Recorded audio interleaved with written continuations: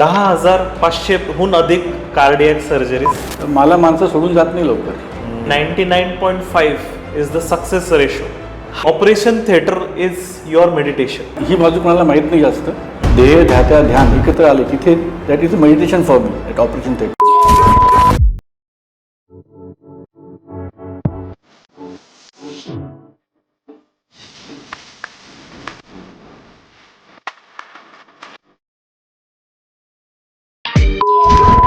Welcome to VTalks and welcome to yet another exciting episode of VTalks.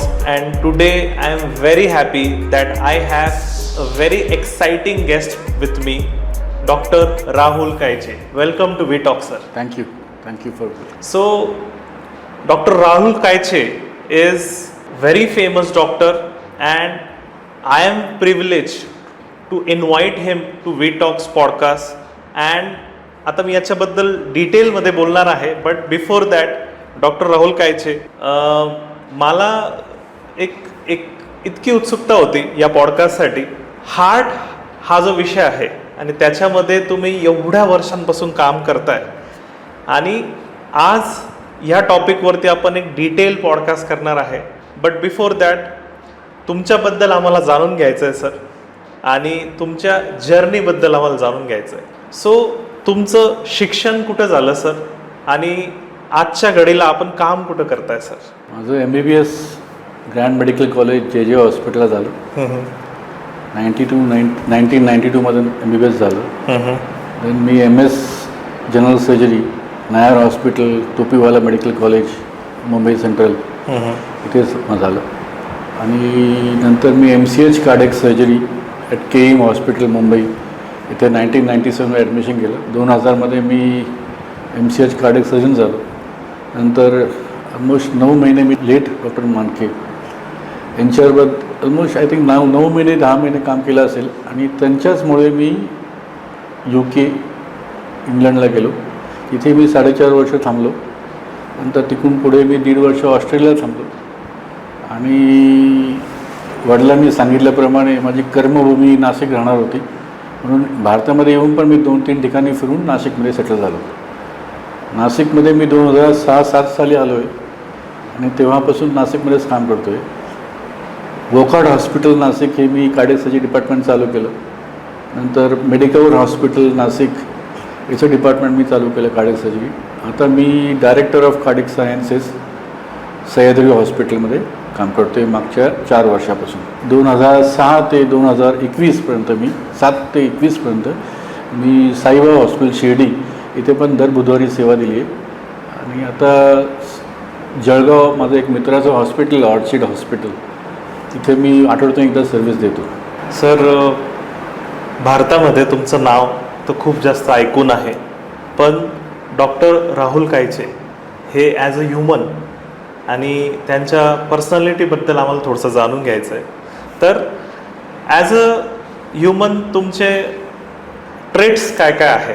As a surgeon तुमचे traits काय काय आहे sir? लोक तुम्हाला सांगतील डॉक्टर केचे खूप स्ट्रिक्ट आहे, खूप रागीट स्वभाव आहे, पण त्याच्या मागे मी स्टोरी वेगळी आहे. म्हणजे you have to be strict in your life, you have to be discipline in life to deliver the results. आणि मला चुका चालत नाही. I don't accept mistakes. Mistake होऊ शकतात कोणाकडून, मग माणूस आहे, मिस्टेक होऊ शकतात. माझा जो प्रोफेशन आहे where I deal with the heart every day, there one mistake will cost somebody's life. So and same thing in the ICU also and same thing in the ward also. तर मग ते जे discipline मला लागलेलं आहे from doctor my teachers in KEM hospital और from my teachers in Hinduja hospital doctor Manke और abroad, that discipline I imbibed. आणि माझा स्वभाव तसाच होता. If I not been a cardiac surgeon I would been in army officer असतो. तर that discipline you have to have, you have to be strict. But though I am strict outside but inside I am a soft person. याचं उदाहरण द्यायचं झालं तर मला माणसं सोडून जात नाही लवकर. म्हणजे माझा ड्रायव्हर माझे 2006 माझ्याकडे 2च ड्रायव्हर राहिले आत्तापर्यंत. म्हणजे पहिला ड्रायव्हर 2013 सोडून नाही गेला, त्याला जमीन भेटली म्हणून त्याला मी पाठवून दिलं, मी शेती करतो. आणि दुसरा ड्रायव्हर तर 10 वर्ष झाले, is steel with me. Same thing is about my nursing staff, my assistant doctors, my ICU doctors, my anesthetists, my brothers in the OT and in the ICU, they are with me from 2006-07 from Wockhardt till Medicover. Me hospital बदलले पण लोक नाही बदलले, लोक माझ्याबरोबरच राहिले. तर याचं हे खूप मोठं उदाहरण आहे की मी जास्त म्हणजे चिडत असेल कामासाठी, पण as a person I am different. ही बाजू कोणाला माहीत नाही जास्त, पण ती मला माहीत पण करून द्यायची नाही. लोकांना जर मी वाटत असेल मी स्ट्रिक्ट आहे तर मी स्ट्रिक्टच आहे आणि स्ट्रिक्टच राहणार for my profession, for delivering good results. आणि गोड बोलून जर पेशंटला रिझल्ट देता येत नसेल तर गोड ते जास्त टिकत नाही जास्त दिवस ते. म्हणजे तुम्ही जर प्रेमाने बोलला, मिठी बोलला, तुम्ही गोड बोलत पेशंटला तुम्ही बोलला आणि पण तुमचे रिझल्टच नाही तर मग पेशंट तुमच्याकडे येणार नाही. So though I am strict, patients do come to me only for results. आणि as a doctor you have to deliver results, then everything become secondary. Of course I am very emotional person which nobody knows. Being a spiritual you have to be emotional. म्हणजे मला रडायला लगेच होतं, which I don't show. Patient खराब झाला तर मला झोप येत नाही. I can be with the patient for days and nights also. म्हणजे मी केईमध्ये तर 6-7 दिवस आयसीयूमध्ये थांबला असेल. इवन इन राजेबहादूर हॉस्पिटल माझा दुसरा पेशंट होता, सोनार म्हणून पेशंट होता, तो शहादाचा होता. आणि त्यावेळेस राजेबहादूर हॉस्पिटलमध्ये पेशंट व्हेंटिलेटरवर गेला किंवा पेशंटला बलून टाकला, एक मशीन असतं जे BP वाढायला वापरतो, तसं टाकलं तर असं समजलं जायचं की पेशंट गेला वरती. पण मी तो बलून राईट टाईमला टाकला आणि I made sure that patient went was नळी काढली त्याची दुसऱ्या दिवशी. ऑलमोस्ट 18 तास मी हॉस्पिटलाच होतो बिंग अ कन्सल्टंट, पण आय वॉज शुअर की this patient has to go home. आणि पेशंट पाठवतो मी घरी. मला पेशंट मेलेला आवडत नाही आणि पेशंट मरून देत नाही मी नॉर्मली. जर मला वाटलं की हा पेशंट चांगलं करणार नाही ते मला कळतं आतून, ते तुम्हाला पुढे सांगेल मी कसं कळतं मला ते आतून की हा पेशंट राहील का नाही राहील, की हा पेशंट कसा करेल ऑपरेशन नंतर. मी त्याला सांगून टाकतो कुठले की करू नको ऑपरेशन, तू घरी जा निघून. आणि मुलांना सांगतो तुझी सेवा करा, ॲटलिस्ट तुमच्यावर गप्पा मारतात होते, तुम्हाला बॉडी घेऊन जायची गरज लागेल नाही तर. आणि this is happen many patients, I have told them not to get operated. आणि त्यांनी ऑपरेशन केले पुण्याला जाऊन किंवा बाहेर जाऊन कुठे दुसरीकडे. आणि मग 15 दिवसांनी एक महिन्याने ते मला भेटायला आले की सर तुमचं ऐकायला पाहिजे होतं की असं झालं आहे. याचा अर्थ हा नाही की मी प्रयत्न करत नाही. प्रयत्न मी माझे सगळे प्रयत्न तर मग कुणीच करत नसेल, कारण मी हार्ट फंक्शन ऑफ 7%, हार्टची कॅपॅसिटी 15% असेल, 20% असेल, किडनी फेल्युअर असेल, असे पेशंट सगळ्यात जास्त केले मी नाशिकमध्ये पण आणि महाराष्ट्रात पण. आणि त्याच्यात पण आमचा रिझल्ट सगळ्यात बेस्ट आहे. तर सांगण्याचं तात्पर्य आहे की you have to be strict to deliver results. You can't be at ease, और तुम्ही असं टेकन थिंग्स फॉर ग्रँटेड नाही घेऊ शकत. Because this is my field of full high intensity job असतो, ॲड्रेनलिन असतं. आणि अशामध्ये कधी काय होईल, कधी ठोके कमी होतील, कधी BP कमी होईल, कधी ब्लिडिंग होईल, याच्यामध्ये you have to be on toes. मग मी टोजवर असेल तर I expect my team to be on toes deliver results. म्हणून मी स्ट्रिक्ट राहतो. सर तुम्ही तुमची एक वेगळी बाजूची ओळख करून दिलेली आहे आमच्या ऑडियन्सला. बट डॉक्टर राहुल, मला तुम्हाला विचारायचं आहे की कार्डियॅक सर्जनच व्हायचं, Wien you decided that? MBBS करताना मला सर्जन व्हायचं आहे मला माहीत होतं, मी सर्जन होणार आहे मला माहीत होतं. आणि मला सर्जन असं पैसे कमावून मला फेमस सर्जन व्हायचं होतं. मला पहिल्यापासून वाटायचं मी सर्जन होईल तर मोठा सर्जन होईल. कुणी नाव काढलं ऑपरेशनचं तर माझ्याकडे आले पाहिजे पेशंट, असं नाव काढायचं होतं मला. आणि मला 3rd इयरमध्ये असताना माझा मामे भाऊ होता, त्याचा ॲक्सिडेंट झाला होता आणि त्याला बॉम्बे हॉस्पिटलला शिफ्ट केलं होतं नाशिकमधून. तेव्हा नागझी हॉस्पिटल होतं, तिथून त्याला शिफ्ट केलं. बॉम्बे हॉस्पिटलला शिफ्ट केल्यानंतर मी मुंबईला राहत असल्यामुळे मला वडील त्यांना भेटायला घेऊन गेले. रात्री काहीतरी 11 वाजता त्याची सर्जरी झाली आणि डॉक्टर भगवती म्हणून न्यूरोसर्जन होते बॉम्बे हॉस्पिटलचे. He came out of the operation theatre.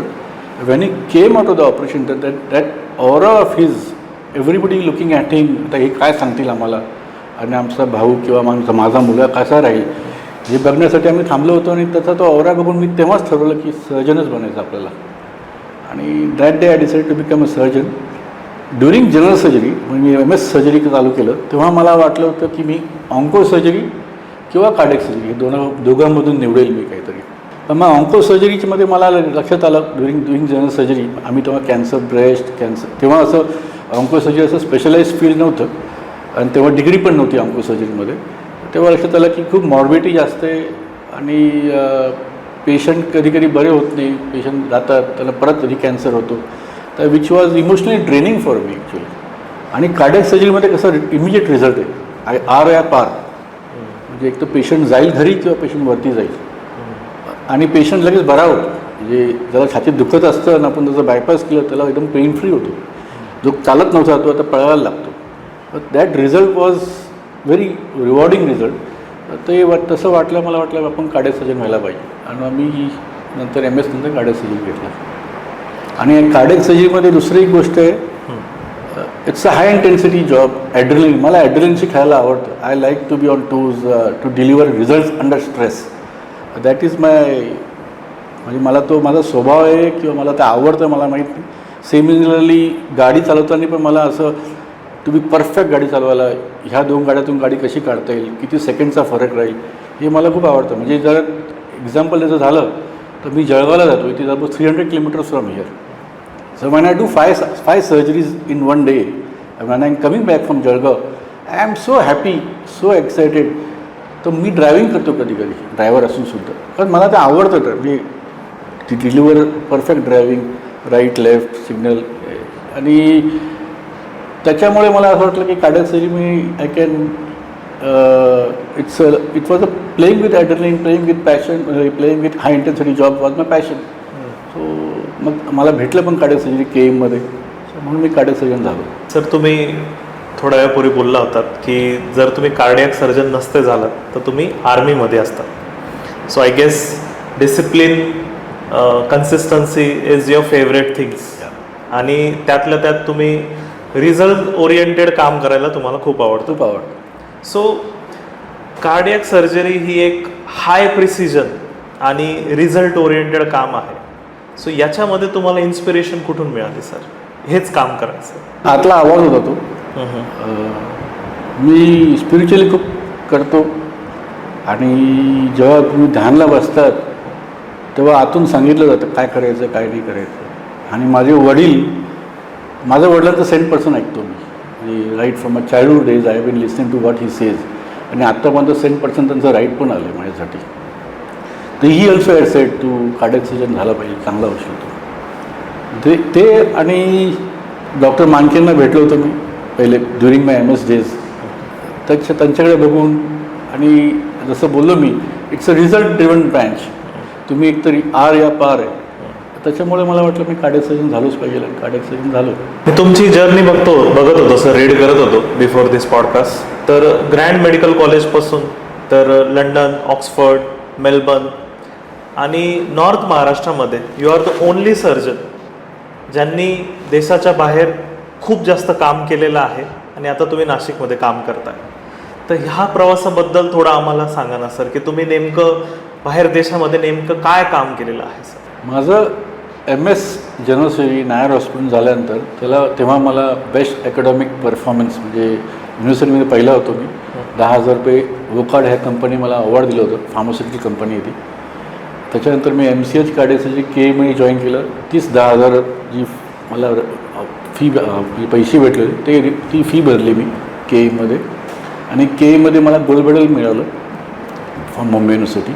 आणि नंतर मी डॉक्टर मानकींबरोबर 9 ते 11 महिने काम केलं, आणि त्यांनीच मला बाहेर पाठवलं. म्हणजे in fact first he use to send my 3 to 4 CVs every week outside, either Canada, Australia, UK, New Zealand इकडे पाठवायचे. आणि मला प्रत्येक वेळ म्हणजे तुझ्या एवढे पैसे लावले मी. आणि तेव्हा त्यांचं हॉस्पिटलचं काम चालू होतं, जे आता कोकिलाबेन हॉस्पिटल आहे, ते त्यांचं काम चालू होतं. आणि त्यांची इच्छा होती की मी बाहेर जाऊन त्यांच्याकडे परत जॉईन व्हावं. अनफॉर्च्युनेटली झालं नाही, पण त्यांच्यामुळे मला न्यूझीलंडला वेलिंग्टनला जॉब भेटला मला. आणि September 2002 I was suppose to join there, but my wife got a job in UK as a anaesthetist. So I went back to him and said की मला असा जॉब भेटला UK, बायकोला इकडे भेटला, मी न्यूझीलंडला, तर मला तिकडे जावं लागेल विथ माय वाईफ. तो म्हटलं अरे तू काय मला तू कशात टाकलं आता, म्हणजे त्यांना मी काय सांगू त्या न्यूझीलंडच्या लोकांना, म्हटलं असं मला माहीत नाही, तुम्ही काय करायचं बघा ते, पण मी चाललो, मला UKला जाऊ दे. त्यांनी मला फक्त एक लेटर दिलं आणि ते I think he made few phone calls there and I went to UK. After going to UK I had not pass my efforts MRCS exam or PLAB exam. So to get a job immediately was difficult. So I went and met Dr. Jatin Desai, King's College London, हे director होते तिथे, आणि त्यांना फक्त me later दिलं आहे की सरांनी लेटर दिलं आहे आणि मी ते म्हटलं ठीक आहे, I will get back to you when there is job available. हे ऑगस्टमध्ये मी गेलो होतो UK 2002मध्ये, आणि नंतर by September I got a phone call from his secretary, there is a job coming in our hospital, so why don't you come and meet us. नोव्हेंबरमध्ये मी त्यांना भेटायला गेलो. जॉब त्यांनी ॲडव्हर्टाईज नव्हता केला, त्यांनी जॉब दिला मला, आणि because of his and doctor Manke's efforts I got General Medical Council registration in 48 hours. जे without PLAB, without MRCS exam होत नाही, त्याला डबल एंडेड स्पॉन्सरशिप म्हणतात, ODTS प्रोग्राम म्हणतात. त्याच्या थ्रू तर मला जो प्रोग्राम बंद झाला होता, पण रॉयल कॉलेज ऑफ सर्जन्स एडिनबरोनी तो प्रोग्राम, त्या प्रोग्राम थ्रू मला रजिस्ट्रेशन दिलं. कारण जॉब जरी भेटला, रजिस्ट्रेशन नसेल तर यू कॅनॉट जॉईन. मला रजिस्ट्रेशन भेटलं आणि I started working in London King's College. तिथून मग मला दुसरे एक कन्सल्टंट होते, Ravi Pillai in Oxford, whom Manke sir had given a letter to him also, and he also has spoken to him. So I went and met him also. He said as soon as we get a job, and in February I got a senior registrar job without MRCS, without local exam passing. I get a senior registrar job, म्हणजे सगळे रजिस्टरच्या वरचा register. तो job मला through interview भेटला आणि I started working in Oxford. ऑक्सफर्डमध्ये there were 2 consultants, Stephen Westaby आणि प्रोफेसर डेव्हिड टॅगट. हे दोन्ही consultant were very white consultant, so they don't bother we as a brown people going there and working there. त्यांच्यासाठी ते ठीक आहे, कामगार लोक म्हणजे आपलं हॉस्पिटलचं काम करण्यासाठी आले. पण आज with God's grace and maybe again की कोणासमोर झुकायचं नाही, हे माझा स्वभाव होता. तर आपले इंडियन्स इथे लगेच येस सर, हॅलो सर, म्हणजे पूर्ण झुकून जातात की मला तुम्ही कंटिन्यू करा. हे मी काम करेल, माझ्या कामासाठी तुम्ही मला ॲप्रिशिएट कर, which they like a lot. त्यांना बघितलं की this fellow is a different fellow, म्हणजे he does his work but he doesn't हाजी करत नाही. त्यामुळे त्यांनी मला एकदम जवळ केलं आणि they gave me lot of work. म्हणजे UKमध्ये अशी सिस्टम आहे, you are working with 1 consultant, so you are on call for twice a week. मी तिथे 4 times a week consultant on call राहायचो. म्हणजे ते कन्सल्टंट सांगायची with there any issue, any problem, any emergency, ask doctor Kech to come and see. केचमध्ये ते केच म्हणायचे तिथे. आणि मी म्हणजे आठवड्यातून 4 दिवस तिथे काम करायचो, तिथेच झोपायचो. कारण काय, सगळं मॅक्झिमम शिकून घ्यायचं आपल्याला आणि परत जायचं आहे. And this they like when interview they had asked me की what do you want from this job. मी म्हटलं, आता आपले लोक काय म्हणतात, I want to stay in UK, I want to do FRCS, मला शिकायचं आहे.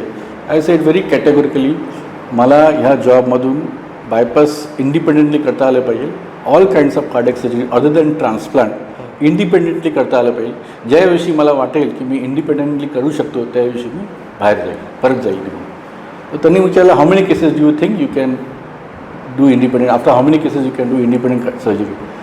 मी त्यांना सांगितलं की एवढे फिगर्स आहे माझे, एवढे झाले, मी स्वतः केले एवढे, तर मला कॉन्फिडन्स येईल.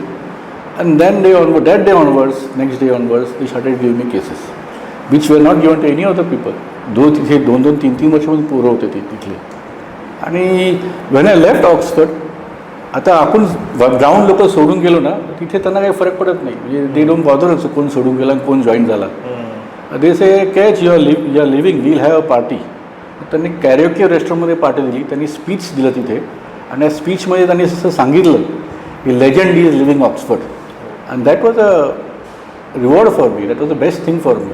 म्हणजे तेव्हा मला कळलं की आपण काहीतरी अचीव केलं लाईफमध्ये इथे. आणि जायच्या 2 महिने अगोदर I was sitting with Stephen Westaby की you done lot for me Rahul, so what do you want from me. I said if you can make me get a job in Australia with Brian Buxton, who is a father figure in cardiac surgery, it will be a dream come true. So I was surprised. तिथूनच त्यांनी phone लावला, त्याच्या answering मशीनवर message टाकला, hey Brian this is my Indian registrar Kech who love to work with you, make sure he gets a job with you. 3 महिन्यामध्ये तिथे interview मला call आला आणि मी ऑस्ट्रेलिया शिफ्ट झालो. So that was my journey from UK to Australia. And after going to Australia, Brian Buxton, I don't know what was the connection between me and him. काय होतं आमचं मागच्या जमीचं काय असेल माहीत नाही. He became my good friend only. आणि he said, stay back Rahul, I will get you into the system by 2011. पण मला तिथं राहायचं नव्हतं. तसं मी सांगितलं मला I was never comfortable abroad because they don't make you talk you on front, you are outsider, but they make you feel you are outsider, which I never liked. म्हटलं नाही आपल्या देशातच आपण जाऊ. आणि from there I came back to India. Brian Buxton also was so close to me that तो कधी कोणाला घरी घेऊन जायचा नाही.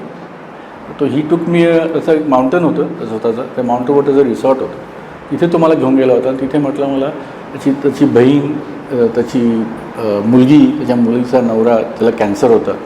तर त्यांनी मला इंट्रोड्यूस केलं. मी म्हटलं हे माझी फॅमिली आहे. He was a divorce, his third wife was there. आणि तेव्हा तो मला म्हटलं this house is open for you any time, you can come with your family and stay here any time. This was. आणि नंतर 2दा भेटला मला ते. You never visited back again. आणि मला टाईम पण भेटला नाही परत जायला. And then I came back to India. एक नेहमी आपल्या भारतीय लोकांचं जर आत्ताचा ट्रेंड बघितला तर मॅक्सिमम लोक भारताबाहेर जात आहे आणि तुम्ही त्याचा उलट केलं होतं. तुम्ही 2007मध्ये भारतात आले होते आणि भारतात आल्यानंतर तुम्ही कुठेही काम करू शकत होतात sir. But why you chose Nashik? Any specific reason? याच्यात सगळ्यात महत्त्वाचा ॲडवाईस आहे माझे वडील. ओके. जसं मागाशी सांगितलं मी, I listen to my father. I did try Chennai, I did try Chandigarh. मला वडील म्हटले होते तुझी कर्मभूमी ही तुझी नाशिक राहणार आहे आणि तुला जर दोन्ही गोष्टी पाहिजे असतील आयुष्यात, ॲकॅडेमिक्स, पैसा, फेम आणि स्पिरिच्युअल साईड, तर नाशिक ही तुझी कर्मभूमी पाहिजे. मग तेव्हा मी ठरवलं की नाशिकला यायचं. आणि आय केम टू नाशिक. नाशिकला जेव्हा आलो अजून आठवतं मला, 8 वाजता संध्याकाळी मी राजबहादूर हॉस्पिटल बघायला गेलो होतो. तिथलं ICU बघितलं, तिथला वॉर्ड बघितला आणि तिथलं थिएटर बघितलं. खाली येऊन मी रडलो वडिलांसमोर. म्हटलं पप्पा एवढं बाहेरून शिकून आलो ना, ह्या हॉस्पिटलमध्ये काम करायचं? ते म्हटलं नाही, इथूनच तुझा उद्धार होणार आहे. आता ही सेकंड जर्नी चालू होईल आयुष्यातली, इथूनच चालू करतो. आणि I started working in Rajbahadur hospital. त्यावेळेस राजबहादूर हॉस्पिटलला महिन्यातून 3 किंवा 4 ऑपरेशन व्हायचे महिन्यातून. आता मी 3-4 ऑपरेशन दिवसाला करतो. आणि दुसरी गोष्ट सांगायचं झालं तर जेव्हा मी राजबहादूर जॉईन केलं तेव्हा मी शिर्डी साईबाबा हॉस्पिटल जॉईन केलं. माझं मामाचं गाव कोपरगाव. आणि तिथे मी शिर्डीला लहानपणापासून जायचो. तर तिथे एक ओढ होती साईबाबांची. मला तिथे कळलं की इथे कार्डिओ सर्जरी डिपार्टमेंट चालू झालं आहे आणि इथे सर्जरी होतात आहे. तिथे जॉईन केलं. आणि मग दर बुधवारी 2007पासून ते 2021-22पर्यंत दर बुधवारी मी तिथे जायचो आणि 3 किंवा 4 सर्जरी करून यायचो. बाबांनी खूप मदत केली मला. साईबाबा म्हणजे ही हॅज पुश मी. जे ऑपरेशन कोणी करत नव्हतं किंवा ज्यांना सांगितलं यायचं की तुम्ही करू नका, असं ऑपरेशन मी शिर्डी साईबाबा हॉस्पिटल जाऊन करायचो. ते पेशंट घरी जायचं. हा चमत्कार आहे. मला माहीत वाटायचं की हा पेशंट घरी कसा गेला, आणि दॅट ओनली बिकॉज ऑफ बाबा. म्हणजे त्या जागेवर काहीतरी चमत्कार आहे हे मी स्वतः अनुभवलो आहे. आणि चमत्कार एकाच ठिकाणी होतं, ते तिथे होतं. मग ती चमत्कारची जी बाजू आहे स्पिरिच्युअल साईड, ती मला नाशिकमध्ये होणार होती. म्हणून मी ठरवलं की नाशिकला यायचं. आणि that side is very important for a doctor. Spiritual side is very important for a doctor, if and for every human being for that matter. If you are spiritually strong, you mentally at peace, जरी तुम्ही बाहेरून चिडलेला असाल, आतमध्ये तुम्ही इतकं बर्फासाठी शांत पाहिजे. आणि दॅट तो जो गुण आहे तेव्हा तो तुमच्याकडे शांतता येते. तेव्हा तुम्हाला पेशंटला याचं होल बघता येतं, पेशंटच्या शरीरात घुसता येतं स्पिरिच्युअली. आणि कळतं तिथे त्याच्यात काय दोष आहे, कुठे काय प्रॉब्लेम आहे, आणि you can get it read of. तर हे जे रिझल्ट तुम्हाला सांगितले मी, रिझल्ट बेस्ट काय येतात ते because of that spiritual background. म्हणजे मला अगोदरच कळतं की ह्या पेशंटची किडनीमध्ये त्रास देणार आहे आपल्याला, तर we act before hand only. ह्या पेशंटचं इन्फेक्शनची रिस्क वाढणार आहे, we act before hand only. माझ्या असिस्टंटला आम्ही ड्युरिंग सर्जरीज सांगतो. म्हटलं मी देह ध्यात्या ध्यान एकत्र आले तिथे, that is a meditation for me at operation theatre. So I get answers from there only. This will be the problem for him. This will be the problem for him. And I tell there only to my assistant doctors and anesthetists, पुढे हे लक्षात ठेवा, हे होऊ शकतं. तर ती बाजू होण्यासाठी मी नाशिकला आलो बिकॉज ऑफ माय फादर. माझ्या वडिलांमुळे आणि आईमुळे मी जे आहे ते आज हे संपूर्ण क्रेडिट त्यांचं जातं, त्यांचंच आहे. सो आय गेस तुमचं एक वेगळं नातं आईबाबांबरोबर आहेत आणि एक स्पिरिच्युअल एक नातं तुम्ही जसं सांगितलं सर की नाशिक गोदावरीशी आहे प्लस शिर्डी साईबाबांची आहे. सो तुम्ही एक पॉईंट पण सांगितलं सर की एक ह्युमन म्हणून तुम्ही एक मेडिटेशन जे तुमच्या लाईफमध्ये असतं आणि खूप छान स्टेटमेंट केलं ते मला अंडरलाईन करायचं इथे की operation theatre is your meditation. त्याला थोडं ब्रेकडाऊन करून सांगतं का सर की Y operation theatre is meditation for you? What is that connection? Cardiac surgery is my passion. मला आवडतं कार्डियक सर्जरी. म्हणजे मी जर सर्जरी नाही केली तर मी रेस्टलेस राहतो. सो आणि सर्जरी करताना it's a pin drop silence. Heart your chest is open, heart दिसत असतं बीटिंग होत. Heart most of the surgeries are beating heart surgery. So heart is beating. खूप चांगलं म्युझिक चालू असतं आणि कुणी काय बोलत नसतं, फक्त ॲक्शन चालू असतं. आणि तेव्हा मला कळतं की आत्मा म्हणजे काय? हृदयच ना. तो आत्माशी मी रोज खेळतोय, तर मग आत्माशी खेळत नाही, तिथे नमस्तक होतो मी. म्हणजे इट इज तिथेच पाया पडतो आणि मग सर्जरी चालू करतो. कारण तो माझा त्या आत्माशी मी खेळतोय, आत्माशी खेळतो म्हणजे त्याच्या नमस्तक होऊन मग जे काय करायचं करतो तो सांगतो आपल्याला. तर एकदम एक म्हणजे युअर मुलाशी सांगितलं तसं मी एकदम वरती कनेक्ट होतो त्यावेळेस. आणि त्यावेळेस जेव्हा कनेक्ट होतो तेव्हा ते जे हॅपीनेस असतो, that happiness is beyond I cannot explain in words की तो काय हॅपीनेस असतो माझ्यासाठी. म्हणून मी बार ऑपरेशन थिएटरमध्ये जायचा प्रयत्न करतो की आपल्याला मॅक्झिमम ऑपरेशन करता यावं, मॅक्झिमम मेडिटेशन करता यावं. 3 ऑपरेशन केले म्हणजे अर्धा दिवस तुमचा तिथंच गेला. It is meditation for me. मग काय, मग दुसरं काही करायची गरज नाही. म्हणजे देवासमोर बसून करण्यापेक्षा तिथेच तुम्ही जर करत असाल आणि तुमचं कर्मच तुमचं जर तुम्ही समजून पॅशनेटली केलं आणि देव म्हणून केलं तर I think that is meditation for me. That is true for everybody. म्हणजे एनीबडी हू डज दर काम हे आपलं कर्म म्हणून केलं. सर एक इंग्रजीत म्हण आहे, work is worship. That is very true. आणि तेच आय थिंक तुम्ही इम्प्लिमेंट केलं आहे सर आणि तेच नंबर्समध्ये दिसतंय सर. सो आता मी जे नंबर बोलणार आहे सर 10,500हून अधिक कार्डियक सर्जरीज आणि 99.5 इज द सक्सेस रेशो. हा नंबर तुमच्यासाठी काय आहे सर? तर नंबर तर वाढत राहील. अजून 20 वर्ष 25 वर्ष मला ऑपरेशन करायचे. Number is not big thing for me, results are big thing for me. जेव्हा मी सर्जरी कमी पण करायचो आणि सर्जरी जास्त पण करतोय, माझ्या रिझल्ट कमी परिणाम होऊन दिला नाही आणि रिझल्ट परिणाम होऊन देणार पण नाही. ज्या दिवशी वाटेल की रिझल्ट परिणाम व्हायला लागला त्या दिवशी मी सर्जरी कमी करेल. पण जसं मी बोललो की माझी टीम जी आहे ते it's a team work. Giving results is a team work. आणि माझी टीम खूप चांगली आहे. Best team I got. Right, भूलतज्ञापासून, असिस्टंटपासून, OTचे ब्रदर सिस्टरपासून, ICUचे ब्रदर सिस्टरपासून आणि फिजिओथेरपिस्टपासून आणि ICUतले मामा मामी, वॉर्डचे मामा मामी, हे सगळे महत्त्वाचे आहेत. आणि त्यांना आम्ही ट्रेन केलं आहे की असंच केलं पाहिजे, असंच केलं पाहिजे. म्हणजे ABCD प्रोटोकॉल ठरलेले असतात, तसे तुम्ही प्रोटोकॉल फॉलो केलेच पाहिजे. इकडे तिकडे झालं नाही पाहिजे.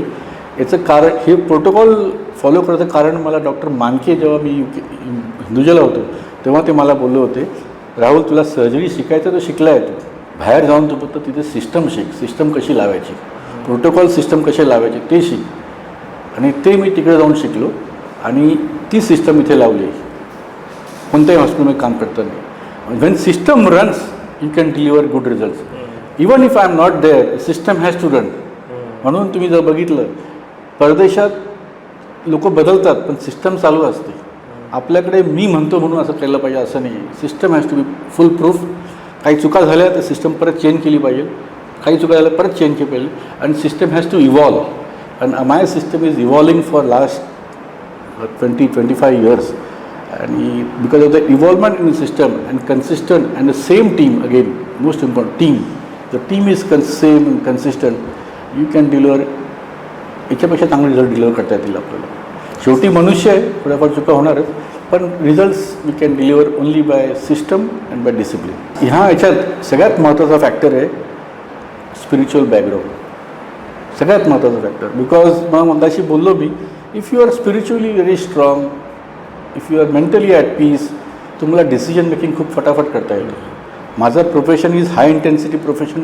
One wrong decision can cost somebody's life, one wrong stitch can cost somebody's life. So that decision making comes from your spiritual background.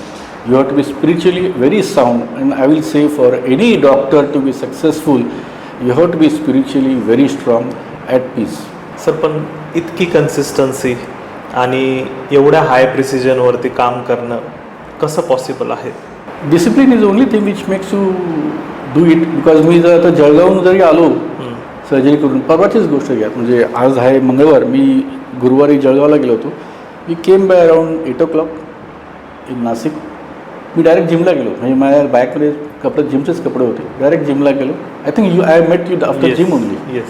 So जिमला गेलो. 1.5 hour I did exercise there with my trainer. Because if I am not fit I cannot operate. If I cannot operate I cannot give results. So you have to be fit. So physical fitness, mental फिटनेससाठी सकाळी उठून तुम्ही meditation करा, देवपूजा करा, जे तुम्हाला आवडतं ते करा, आणि लाईफमध्ये डिसिप्लिन ठेवा, कन्सिस्टंट राहा. You will develop best result. जेवण तुम्ही चांगलं करा. जे तुम्ही खाता ते त्याच्यावर लक्ष द्या, याच्यातून मला काय मिळणार आहे शरीराला, याच्यातून किती नुकसान आणि किती फायदा आहे. बिझनेस करताना तुम्ही बघतात ना की याच्यातून किती पैसे मिळणार.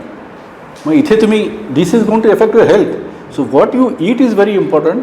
आणि जे जेवण बनवतो कोणी ते पण महत्त्वाचं आहे खूप. तर तसं तुम्ही सगळं विचार करून जेवण करा, खायचं विचार करून खा तुम्ही. I think anybody can do. एक खूप सोपं आहे. ध्येय, धाता आणि ध्यान हे कुणी जरी एकत्र आणलं, you can make impossible things possible. So खूप छान गोष्ट एक बोलले सर तुम्ही, ध्येय, धाता आणि ध्यान.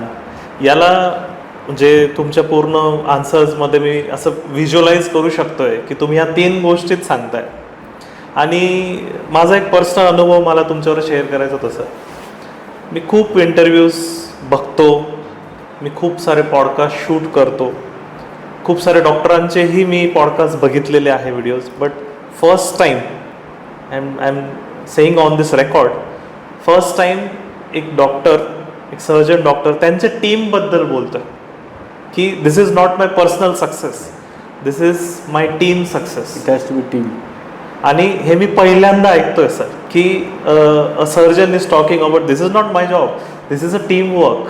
मी ज्या सिस्टम्स लावलेल्या आहेत, ज्या मी SOPs क्रिएट केलेल्या आहेत, त्याचा आउटपुट आहे 99.5%. आणि 10,500हून अधिक ज्या सर्जरीज आहे हे त्याचा आउटकम आहे आय गेस.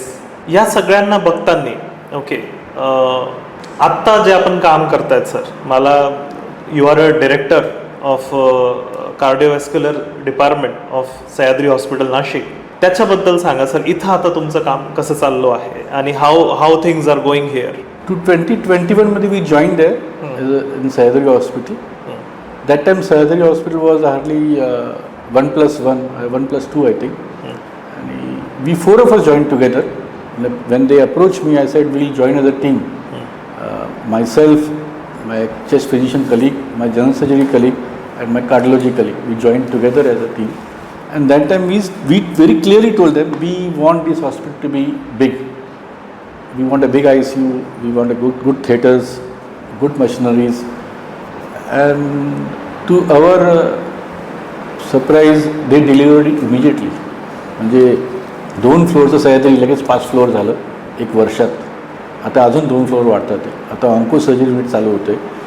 आणि आम्हाला थिएटरमध्ये जे काही नवीन गोष्टी पाहिजे होत्या, ज्या बाहेर अवेलेबल आहेत त्या इथे अवेलेबल आहे.